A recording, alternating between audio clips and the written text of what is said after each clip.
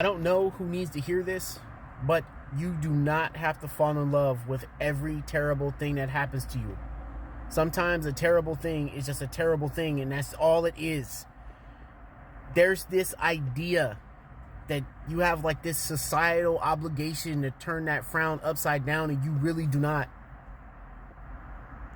Am I advocating ignoring trauma? No. Because any trauma you try to ignore, by whatever means you try to ignore it with, has a way of resurfacing back in your life later. No, I'm not saying ignore your trauma, but you don't have to be happy about it either. For whatever reason, there's this unspoken shame that comes along with not looking on the bright side of every terrible thing.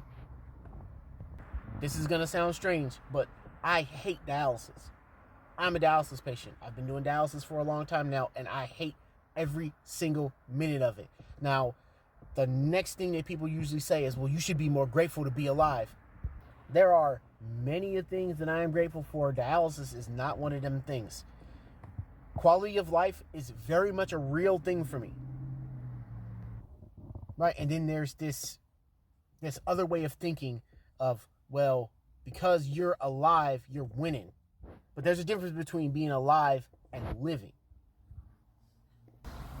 Again, you do not have to be happy about every terrible thing that happens to you.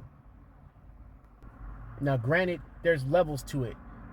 You got to be cognitive enough to understand the levels of terrible things that you should devote your time to.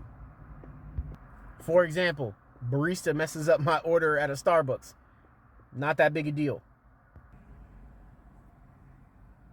Example, end-stage renal disease is a little bit higher up on the totem pole.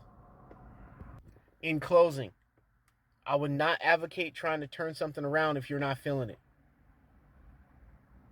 Nobody better than you is going to understand when it's over. And you should move on.